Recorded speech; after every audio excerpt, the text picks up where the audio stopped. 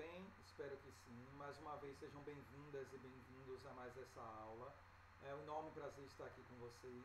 E na aula de hoje nós trabalharemos com um outro conteúdo, que é um conteúdo que nos últimos anos tem caído menos no vestibular, um conteúdo mais factual, mas que ultimamente nós precisamos mais fazer uma análise geral sobre ele. Então entender causas, consequências, principalmente as consequências, os seus efeitos, sem se basear muito nesses detalhes, que nesse caso são muito densos, que é o conteúdo de unificação italiana e unificação alemã. Então as unificações tardias italiana e alemã do final do século XIX. Entendido isso, galera, nós temos que ir agora para o processo de unificação italiana. E para o processo de unificação italiana é entender que, obviamente, não havia uma única Itália. A Itália no século XIX estava dividida em várias nações. Ao norte você tinha o reino da Sardenha-Piemonte, o reino lombardo, você tinha Veneto, no centro você tinha os estados pontifícios, os ducados de Toscana, Parma e Módena, e no sul você tinha os reinos das duas Sicílias, ou o reino das duas Sicílias. Alguns desses reinos absolutistas, clericais, como é o caso dos estados pontifícios, o que veio do Sacro Império Romano. Outros reinos já constitucionais, industrializados ou em processo de industrialização, como era o caso do reino do Piemonte. Outros extremamente comerciais, mais libertários, como é o caso do Veneto. Mas essa Itália, como península, como região, ainda estava sob um forte controle da Áustria-Hungria. E nós vimos lá nas revoluções liberais de 30 e 48, que começou a se desenvolver cada vez mais o anseio da autonomia, de se libertar dessa influência da Áustria-Hungria e da unificação, fazendo emergir o quê? Um sentimento nacionalista, patriótico na Itália. E quem vai liderar esse processo de unificação italiana é o reino do Piemonte. Reino do Piemonte liderado por Vito Emanuele. Na verdade, o rei era Vito Emanuele, mas quem vai liderar esse processo será Camillo de Cavour, o primeiro ministro do reino do Piemonte, que vai iniciar um processo de modernização do Piemonte, dizendo que a Itália vai ter que se fazer por si só, investindo fortemente em um processo de desenvolvimento de uma indústria bélica, de qualificação das forças armadas, e não só isso, mas também da própria industrialização econômica desse reino do Piemonte, para que ele tenha condições financeiras de bancar uma guerra contra a poderosa Áustria-Hungria. E é dentro desse processo que vai se reafirmar na Itália o chamado Ressurgimento. O Ressurgimento, que era o quê? Que era uma ideologia nacionalista, que falava no ressurgimento da velha Itália, da antiga Roma, que faria ressurgir o antigo Império Romano, transformando o quê? Transformando a Itália em um grande império, em uma grande nação, e o mar Mediterrâneo no chamado Mar Interno de Roma, o Mare Nostrum. E esse ressurgimento, esse nacionalismo militarizado, patriótico, é que vai dar o arcabouço ideológico das unificações, ao lado, é claro, de ideias liberais, iluministas e por aí vai. E o grande partido político que vai liderar isso são chamados carbonários, um partido patriótico, nacionalista, que vai liderar esse processo, tendo como figuras importantes aí do processo de unificação italiana, além de Camillo de Cavour, primeiro-ministro do reino do Piemonte, Giuseppe Garibaldi, que lutou aqui na Guerra dos Farrapos, no Brasil, e Giuseppe Mazzini, dois grandes republicanos radicais que foram fundamentais para a unificação italiana.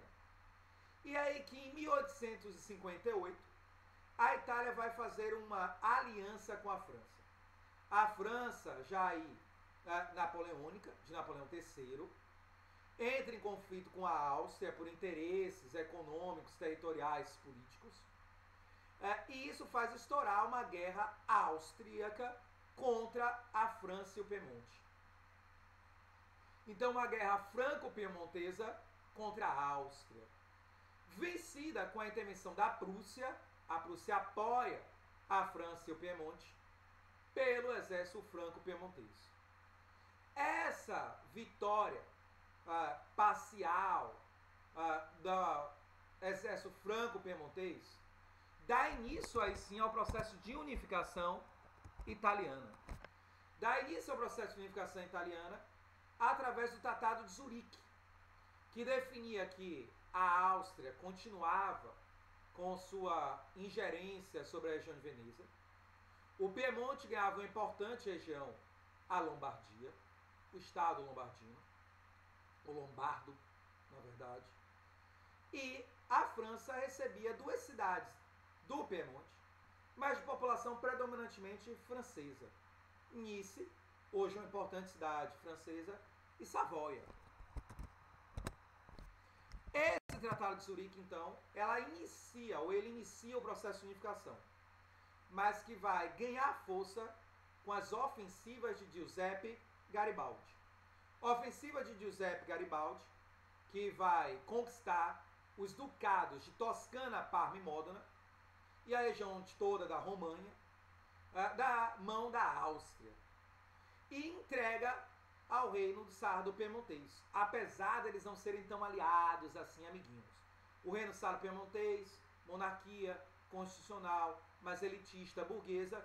Giuseppe Garibaldi, um pensamento liberal mais humanista, radical, republicano, popular. Mas ele entendia que naquele momento era mais importante do que a Revolução Republicana Popular a unificação italiana.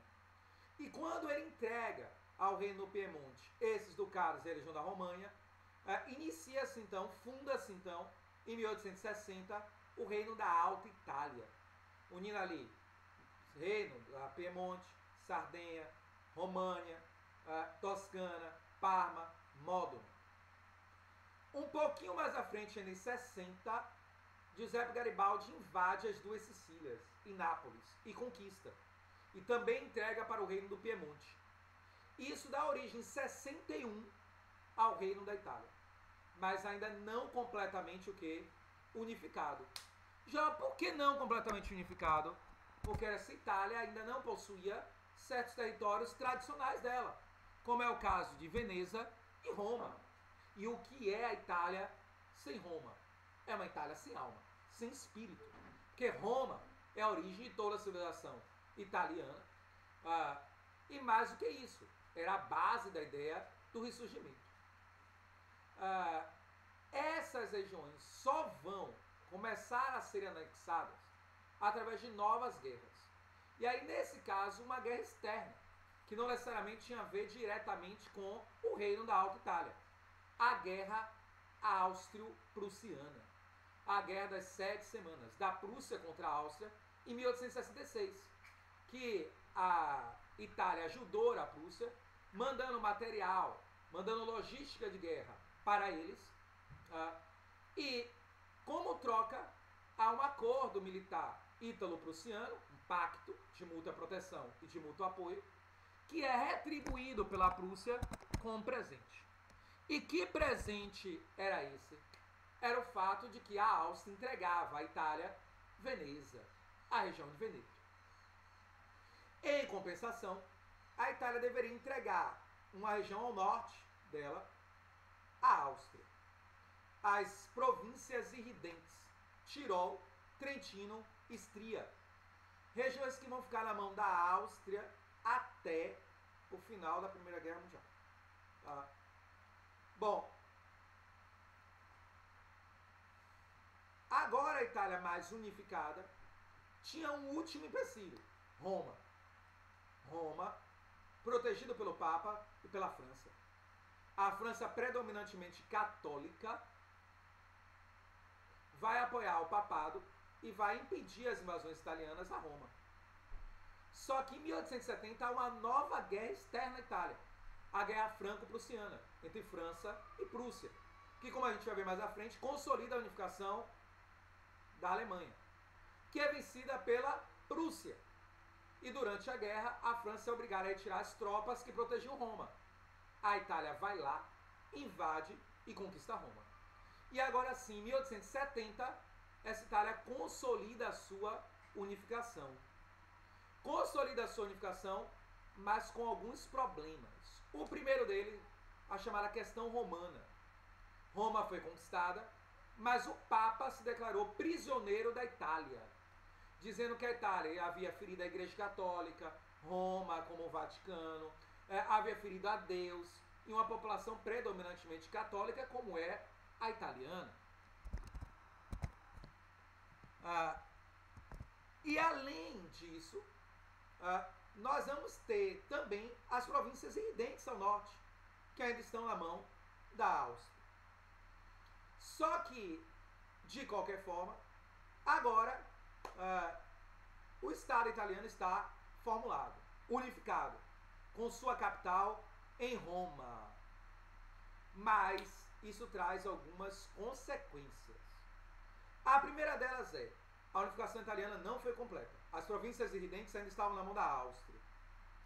Havia uma enorme disparidade econômica, social entre norte e sul da Itália. Norte rico, poderoso, desenvolvido, com boa qualidade de vida, industrializado. Sul da Itália, pobre, com IDH baixo, agrário, com diversas dificuldades econômicas.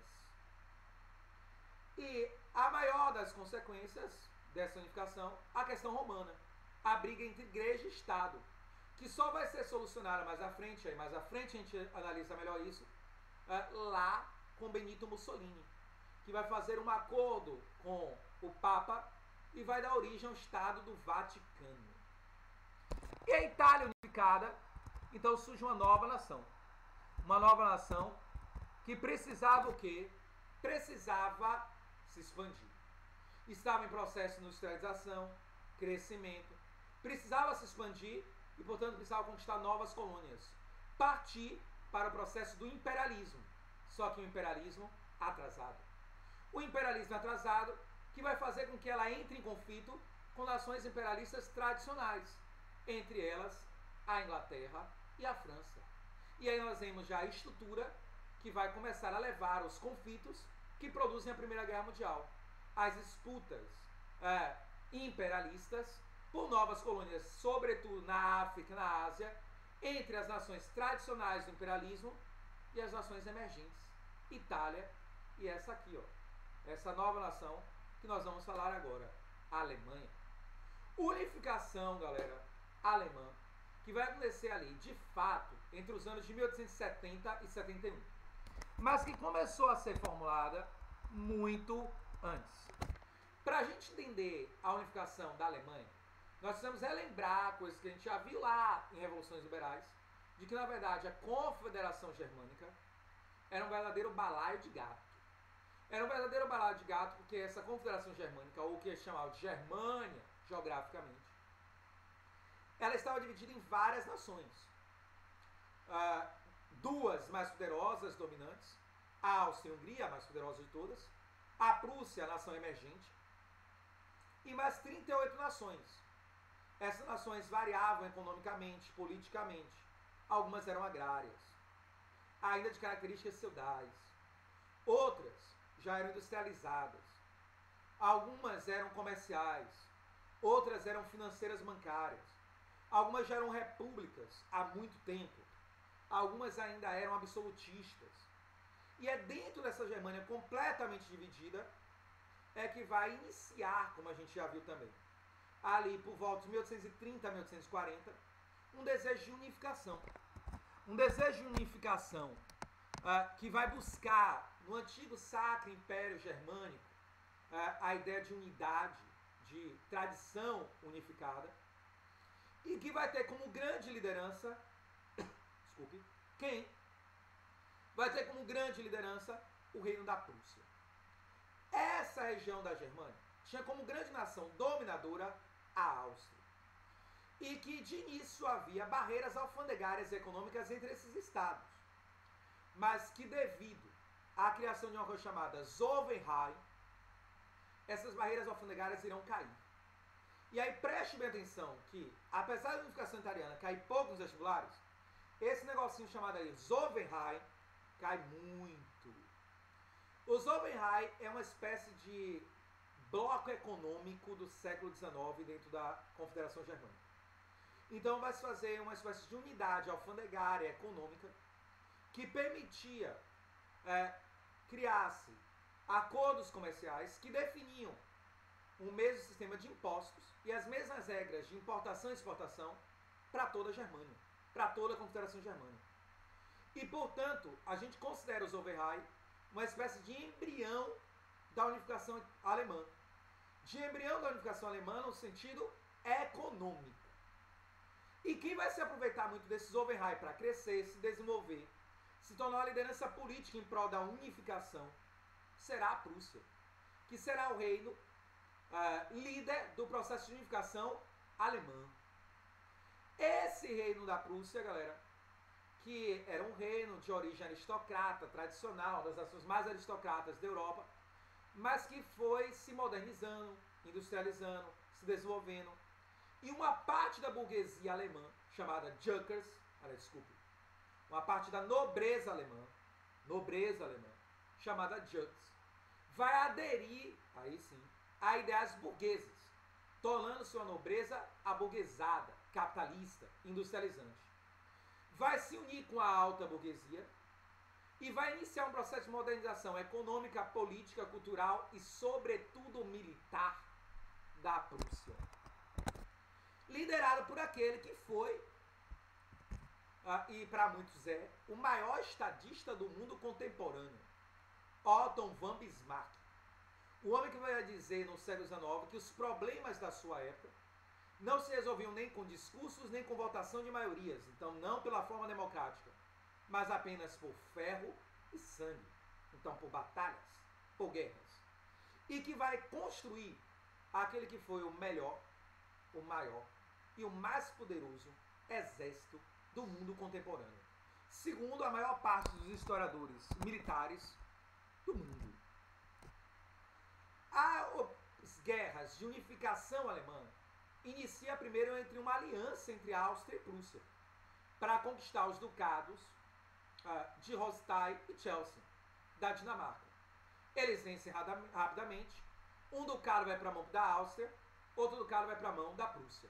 O da Prússia se desenvolve, moderniza, melhora a qualidade de vida, o da Áustria não. E aquele que ficou na mão da Áustria solicita a anexação à Prússia. O que, obviamente, não vai ser aceito pela Áustria, vai levar a rivalidades entre Áustria e Prússia e leva a outra guerra. Agora a guerra áustrio-prussiana. A Guerra das 7 Semanas. Guerra de 7 Semanas, onde o exército prussiano, muito mais bem treinado, muito mais bem armado, preparado, com dinheiro, com logística de guerra, vai humilhar a Áustria-Hungria em campo de batalha. Humilha o Império Austro-Húngaro em campo de batalha, e aí se assina o Tratado de Praga, que vai dissolver a Confederação Germânica e vai criar em seu lugar a Germânia do Norte, a Confederação Germânica do Norte ou a Alemanha do Norte. É por esse tratado também que se entrega a Veneza à Itália. Mas apesar da Alemanha ter se unificado no norte, as províncias do sul, mais tradicionais, mais agrárias, aristocráticas, conservadoras, se mantêm aliadas à Áustria. E aí, houve a necessidade de novos conflitos que levaram a uma guerra entre essa Alemanha do Norte com as províncias do Sul, com as nações do Sul, que inclusive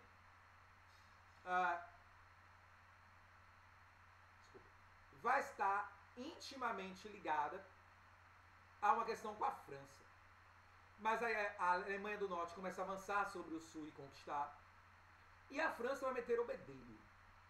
Vai meter o bedelho primeiro, porque Napoleão III olhava e dizia, não estou gostando. Já surgiu aí uma Alemanha do Norte, forte e poderosa, que pode competir com a França. Se ela se unificar, vai ser a nação mais poderosa da Europa. E não é nada legal ter a Alemanha ali do lado. Poderosa e uma adversária política, territorial e militar. Bismarck vai perceber que Napoleão não olhava a unificação alemã com bons olhos e vai estimular a guerra, para que a França declarasse guerra a Confederação Germânica do Norte, a Alemanha do Norte. E ele vai dar apoio à candidatura de Leopoldo ao reino da Espanha, que era parente de Guilherme da Prússia. Então ele era parente do rei da Prússia, agora da Confederação Germânica do Norte.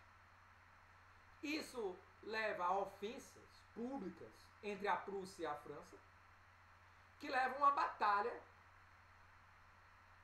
entre a França e a Prússia. Vencida pela Prússia. Vencida pela Prússia, que leva a retirada de Napoleão III do poder e faz surgir em Paris a Comuna de Paris, um movimento socialista, científico, que toma o poder, implanta a ditadura do proletariado, o socialismo na França, resiste por mais alguns meses à ofensiva prussiana e no final é derrotado pelas elites burguesas europeias. Aí se assina o Tratado de Frankfurt, que humilha a França, literalmente. Guilherme é coroado, Guilherme I da Alemanha, em Versalhes, com tudo pago pelo Estado francês. A França reconhece a supremacia da Alemanha sobre ela. A França é obrigada a pagar uma pesada indenização de guerra à Alemanha e recebe o apoio da França, a Prússia recebe o apoio da França, para anexar os países do sul da Alemanha.